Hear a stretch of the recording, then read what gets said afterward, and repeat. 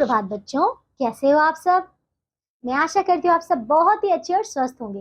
तो बच्चों, आज की कक्षा में हम शुरू करने वाले हैं हमारा अध्याय नंबर 18। इसका नाम है विराम चिन्ह। ठीक है, यानी कि बच्चों पंक्चुएशन। ठीक है, तो आइए बच्चों अब हम शुरू करें हमारा ये बहुत ही अच्छा और एक बहुत ही अच्छा अध्याय। ठीक है, चलिए आइए बच्चों देखिए। तो देखिए, सबसे पहले ये समझिए कि आपका विराम चिन्ह होता क्या है। तो देखिए बच्चों, इसकी परिभाषा देखते हैं। सबसे पहले देखो, भाषा के लिखित रूप में विराम देने के लिए निर्धारित संकेत विराम चिन्ह कहलाते हैं। तो देखिए बच्चों, क्या हुआ, देखिए जब हम बोलते हैं, ठीक है, बोलते हैं या लिखते हैं, ठीक है, तो देखिए पहले हम देखिए जब हम बोलते हैं तो बच्चों बोलते समय में ऐसा तो नहीं होता कि हम लगातार बोलते जाते हैं, होता है क्या ऐसा, बताइए। नहीं बच्चों, ऐसा नहीं होता। अगर हम लगातार बोलते जाएंगे बिना रुके तो बच्चों किसी को समझ ही नहीं आएगा कि हम क्या कहना चाह रहे हैं, है ना। इसीलिए बच्चों हम जब बोलते हैं तो हम कुछ समय के लिए बीच में विराम देते हैं। विराम यानी कि बच्चों रुकना, ठीक है ना। तो जो हम रुकते हैं बच्चों, तो देखिए जब हम लिखते हैं तो लिखते समय उस रुके हुए समय को, ठीक है, यानी कि उस समय, ठीक है, उसको जहां पे हमें रुकना है उनको हम एक चिन्हों द्वारा यहाँ पे प्रदर्शित करते हैं। ठीक है, तो वो चिन्ह क्या होते हैं, वो चिन्ह हमें ये बताते हैं कि हमें यहाँ पे कितनी देर के लिए रुकना है, ठीक है ना। तो उन्हें ही हम बच्चों विराम चिन्ह कहते हैं। ठीक है, समझ आ गया। चलिए बच्चों आइए अब आगे चलते हैं। ठीक है, तो बच्चों देखिए, पढ़िए और समझिए। ठीक है, आइए देखिए, हम बातचीत करते समय बीच बीच में कुछ समय के लिए रुकते हैं। बात करते समय रुकने का उद्देश्य होता है कि हमारी बात अन्य व्यक्तियों को भली प्रकार से स्पष्ट हो जाए, है ना, इसीलिए तो रुकते हैं। ठीक है, इसी प्रकार हमें लिखते समय भी इस बात का ध्यान रखना चाहिए कि पढ़ने वाले वह स्पष्ट रूप से समझ आ सके, है ना बच्चों, ऐसे ही होना चाहिए। इसके लिए हम लिखित रूप में विराम चिन्ह का प्रयोग करते हैं। तो बच्चों आपको समझ आ गया। देखिए हम लिखते हैं तो उनमें हम विराम चिन्हों का प्रयोग करते हैं, ठीक है ना।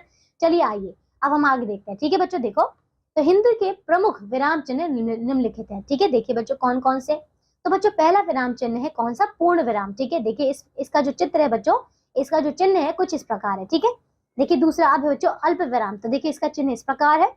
तीसरा है बच्चों अर्ध विराम, ये इसका चिन्ह है। ठीक है, चौथा है प्रश्न सूचक चिन्ह। तो देखिए बच्चों इसका चिन्ह इस प्रकार है। ठीक है, अब पांचवा है बच्चों विस्मय सूचक चिन्ह। ठीक है, इसका चित्र जो है बच्चों, इसका चिन्ह देखिए इस प्रकार का है। ठीक है, अब देखिए छठा योजक चिन्ह। ठीक है, तो देखिए इसका चिन्ह है बच्चों ये वाला। ठीक है, अब देखिए आगे सातवां निर्देशक चिन्ह। ठीक है, देखिए तो ये इसका चिन्ह रहा। ठीक है, आठवां बच्चों कोष्ठक चिन्ह। ठीक है, ये रहा इसका चिन्ह। ठीक है, कोष्ठक।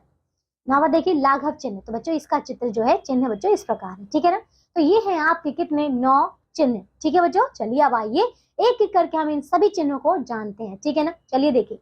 तो सबसे पहले आता है बच्चों पूर्ण विराम। ठीक है, देखिए वाक्य संपूर्ण होने पर पूर्ण विराम चिन्ह का प्रयोग किया जाता है। यह वाक्य की पूर्णता का बोधक है। तो बच्चों देखिए समझ आया क्या, जब भी हम कोई वाक्य बोलते हैं तो जब वो पूरा हो जाता है तो उसके अंत में हम पूर्ण विराम लगा देते हैं, जिससे कि हमें ये पता चलता है कि हमारी कही गई बात जो है वो वाला वाक्य जो वो पूरा हो चुका है। ठीक है ना, तो चलिए बच्चों देखिए, जैसे कि यहाँ पे कुछ उदाहरण दिए गए हैं। मैं सुबह 6 बजे जागती हूँ। तो देखिए इसके अंतिम में हमने क्या लगा दिया, पूर्ण विराम, यानी कि ये जो वाक्य है वो खत्म हो गया है। ठीक है, अगला देखिए, देखिए बच्चों तो इसका उदाहरण है मैं सुबह 6 बजे जागती हूँ। तो देखिए बच्चों यहाँ पे ये वाक्य पूरा हो चुका है। अब इसके अंत में हमने पूर्ण विराम लगा दिया, जिससे हमें ये पता चल गया है कि ये वाला वाक्य पूर्ण हो चुका है। ठीक है, अगला देखिए हम बाहर जा रहे हैं। ठीक है, तो ये भी वाक्य पूरा हो चुका है, इसीलिए हमने इसमें पूर्ण विराम लगा दिया इसके अंत में। ठीक है ना, अब देखिए बच्चों दूसरा ये है अल्प विराम। ठीक है, देखिए तो देखिए बच्चों यहाँ पे पूर्ण विराम की तुलना में कम देर तक रुकने के लिए तथा वाक्य पद आदि में अलगाव दर्शाने के लिए अल्प विराम चिन्ह का प्रयोग किया जाता है। ठीक है ना, जैसे कि देखिए बच्चों तुम, मैं, सीमा और भावना सर्कस देखने जाएंगे। तो बच्चों आपको समझ आ रहा है, देखिए हमें पूर्ण विराम की तुलना में थोड़ा कम देर के लिए जहां पे हम रुकते हैं उसके लिए हम अल्प विराम का प्रयोग करते हैं। ठीक है, तो ये रहा इसका उदाहरण, जैसे कि बच्चों तुम, मैं, सीमा और भावना सर्कस देखने जाएंगे, है ना। अगला देखिए मुझे कुछ पुस्तकें लेनी है पर आज दुकान बंद है ना। तो देखिए हम यहाँ पे पूर्ण विराम से कम समय के लिए रुके हैं। ठीक है ना, चलिए अब देखिए बच्चों तीसरा अर्ध विराम। ठीक है, तो इसका चिन्ह जो है इस प्रकार का है। ठीक है, देखिए पूर्ण विराम की तुलना में आधा समय रुकने के लिए अर्ध विराम चिन्ह का प्रयोग करते हैं। ठीक है ना, देखिए जैसे कि भूकंप से भयंकर तबाही मची, कई मकान गिर गए, सभी रास्ते बंद, है ना बच्चों। तो ये रहा इसका अर्ध विराम। ठीक है, अब देखिए आगे वे कोलकाता गए हैं, उनके आने का समय निश्चित नहीं है। ठीक है ना, चलिए अब आगे देखिए बच्चों इसका चौथा चिन्ह। तो ये है बच्चों प्रश्न सूचक चिन्ह। ठीक है, देखिए जिन वाक्यों में प्रश्न पूछे जाएं उनके अंत में प्रश्न सूचक चिन्ह का प्रयोग किया जाता है। जैसे कि बच्चों देखिए, तुम क्या खाओगे, और अगला, क्या तुम आज विद्यालय जाओगे। तो देखिए इन दोनों में ही क्या पूछा जा रहा है, प्रश्न, इसीलिए इसके अंत में हमने प्रश्न सूचक चिन्ह को लगा दिया। ठीक है, अब देखिए अगला 5वां, तो ये है बच्चों विस्मय सूचक चिन्ह। ठीक है, देखिए तो आश्चर्य, प्रसन्नता, शोक, घृणा आदि संबोधन प्रकट करने के लिए विस्मय सूचक चिन्ह का प्रयोग किया जाता है। ठीक है, देखिए जैसे कि बेटा जरा यहाँ आओ। ठीक है, उफ कितनी गर्मी है। तो देखिए बच्चों ये दोनों ही क्या आपके विस्मय है। ठीक है, चलिए अब आगे देखिए इसका 6वां, तो ये है बच्चों योजक चिन्ह। ठीक है, देखिए दो शब्दों को जोड़ने तथा तुलना आदि के लिए योजक चिन्ह का प्रयोग किया जाता है। जैसे कि बच्चों देखिए, उस छोटे से बच्चे ने इतनी बड़ी बात कह दी। तो देखिए बच्चों यहाँ पे छोटे से हमने क्या किया, यहाँ पे योजक यानी कि दो शब्दों को जोड़ना है ना। देखिए बच्चों फिर अगला, वह रात दिन परिश्रम करता है। तो देखिए यहाँ पे हमने रात और दिन को जोड़ दिया। ठीक है, योजक चिन्ह के द्वारा।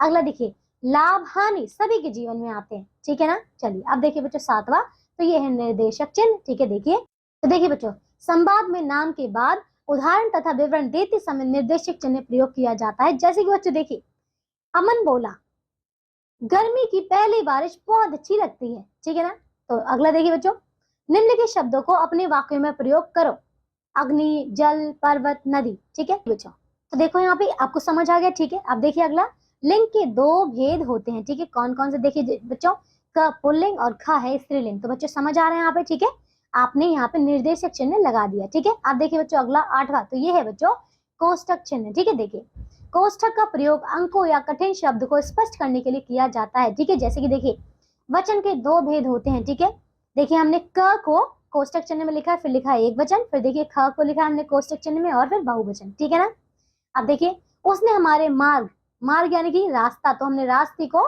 कोष्टक चिन्ह में लिखा है। ठीक है, फिर देखिए पर कांटे बिछाए। ठीक है ना, अब देखिए बच्चों इसका 9वां, अब है बच्चों लाघव चिन्ह। ठीक है, देखिए शब्दों को संक्षिप्त रूप में लिखने के लिए लाघव चिन्ह का प्रयोग किया जाता है। जैसे कि बच्चों देखिए, डॉक्टर मिश्रा हमारे कोषाध्यक्ष हैं। तो बच्चों देखिए हमने डॉक्टर के आगे क्या लगा दिया यहाँ पे, लाघव शब्द। ठीक है, लाघव चिन्ह। ठीक है ना, अब देखिए बच्चों पंडित जवाहरलाल नेहरू भारत के प्रथम प्रधानमंत्री थे। ठीक है ना, तो इसके भी आगे हमने पंडित के आगे देखिए हमने उसको पूरा ना लिखकर हमने लाघव शब्द, लाघव चिन्ह लगा दिया है। ठीक है, चलिए बच्चों देखिए तो ये अध्याय हमारा पूरा हो चुका है। ठीक है, मैं आशा करती हूँ कि अब आपको यहाँ पे सारे चिन्हों का बहुत अच्छे से ज्ञान हो गया होगा, और आप जब बोलेंगे लिखेंगे तो आप बिल्कुल सही सही जो है इन शब्दों का, इन चिन्हों का प्रयोग करेंगे। ठीक है, चलिए आइए बच्चों अब हम देखते हैं कि हमने इस पाठ से क्या सीखा। ठीक है, देखिए भाषा के लिखित रूप में विराम देने के लिए निर्धारित संकेत विराम चिन्ह कहलाते हैं। ठीक है, देखिए जैसे कि बच्चों आप देखो आगे, पूर्ण विराम, अल्प विराम, प्रश्नवाचक चिन्ह, विस्मय सूचक चिन्ह,